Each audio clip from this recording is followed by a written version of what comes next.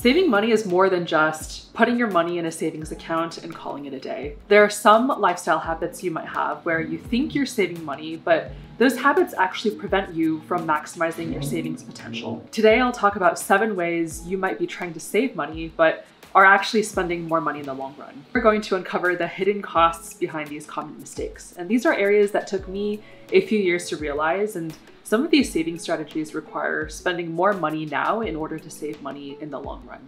By the way, if you're new here, my name is Carly. On this channel, I share tips on personal finance. I talk about the business side of modeling, and I also talk about living intentionally. If you're interested in any of these topics, please subscribe and ring the notification bell so you don't miss any of my videos. The first mistake is buying the cheapest item instead of spending a little bit extra for higher quality product. Many of us get caught in the trap of trying to save money by buying the least expensive option available. At face value, it seems like it makes sense. When presented with 2 options where one is more expensive than the other, why not go for the cheaper one? But I have since realized that this can often lead to higher costs in the long run.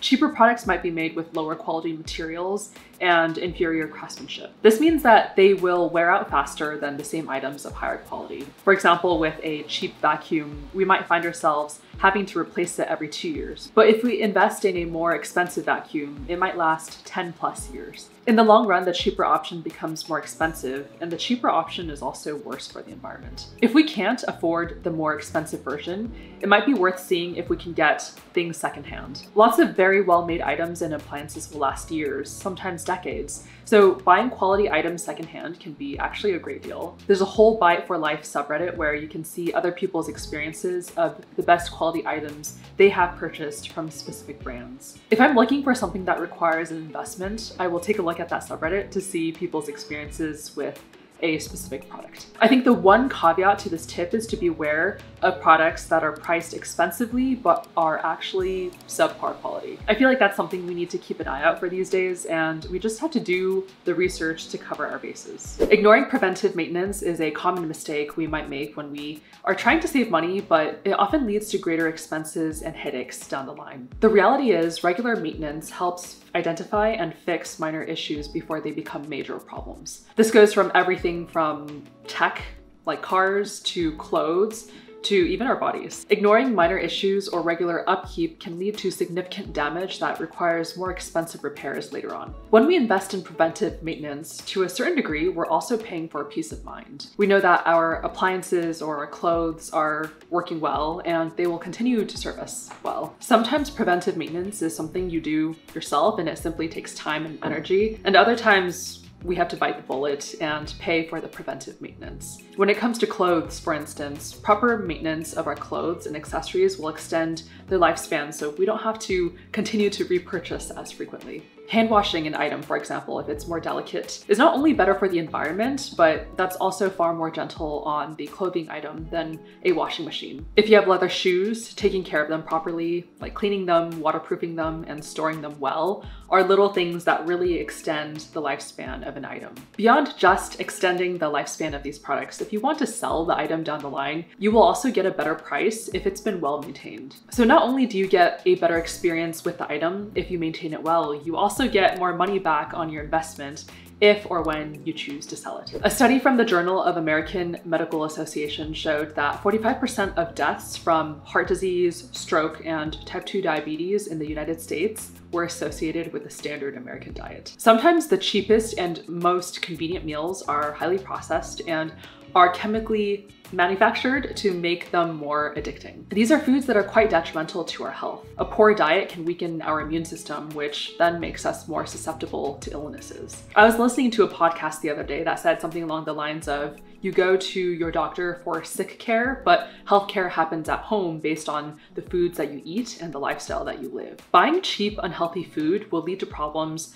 that are costly to treat down the line. And the interesting thing is we don't always see the effects of a poor diet until we've been living this lifestyle for a few years. The fact of the matter is, not everyone has easy access to grocery stores that have healthy, nutritious foods. Some people live in a food desert. But for those of us who are fortunate enough to have access to grocery stores with healthy foods, we should take full advantage of that opportunity. Over the years, I accumulate subscriptions, and every year I try to cancel at least one subscription, but this year I canceled 3. If I find I really can't live without a subscription I canceled, then I will just resubscribe in a month or 2 months. But this practice really makes me consider whether or not I'm spending money in the best ways for me. There's only one instance I can think of where I would have had to wait, I think 6 months to resubscribe if I had wanted to. And I, to this day, have not resubscribed to that particular service. There are also commonly overlooked opportunities to negotiate expenses. In general, credit cards or utility businesses know that once a customer goes to a competitor,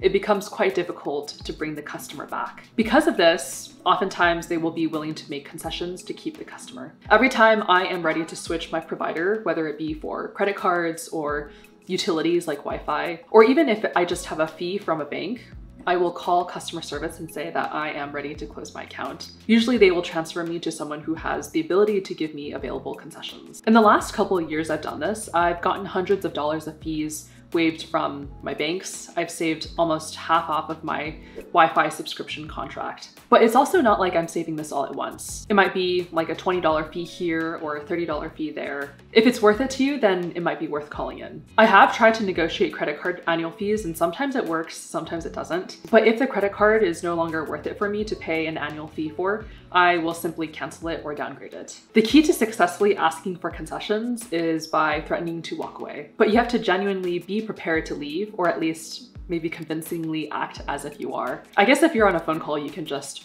drop the call. It might be worth doing some research beforehand to see what other options you might have on the market. If you're not saving for retirement, you need to start today. Unless you want to work for the rest of your life, which is also fine, but at the very least, we can have the option to not work if we save for retirement. If you're not saving adequately now, you might not have enough money to live off of by the time you are of retirement age. Most of my retirement funds are in my Roth IRA and 401k accounts. If you're employed, most companies offer a 401 contribution option, and some companies even offer a match. Most people also have access to the Roth IRA as long as you make below a certain income limit. Both Roth IRA and 401k accounts have different tax benefits. If you're not sure where to start, feel free to check out my video on retirement, which I'll link up here. Not contributing enough to retirement accounts can result in insufficient funds for retirement.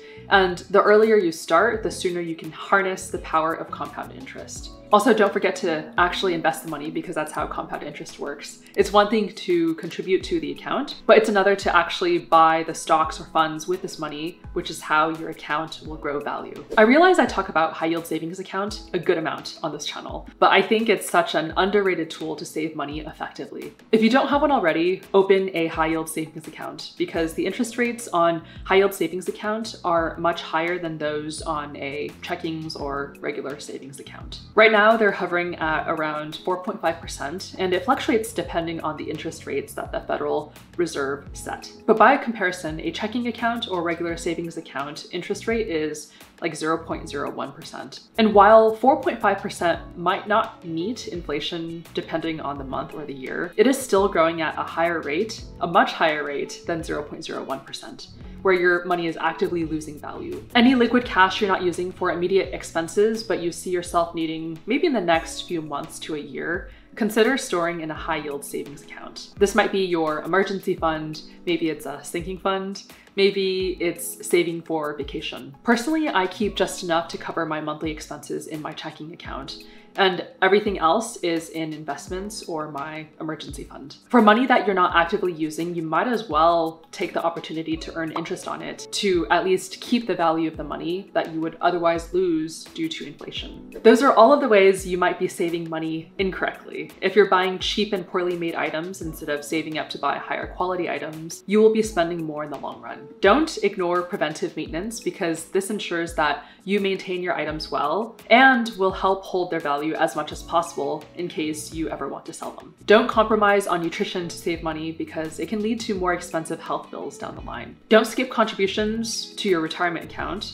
Also, make sure you're investing the money in your retirement accounts. And make sure to save your money in a high yield savings account so that your money will maintain its value as much as possible. If you like this video, please like and subscribe. It really helps out this channel a lot. And if you like this video, you might also appreciate this video on 5 reasons why you are in a cycle of overspending and how to break free from that cycle.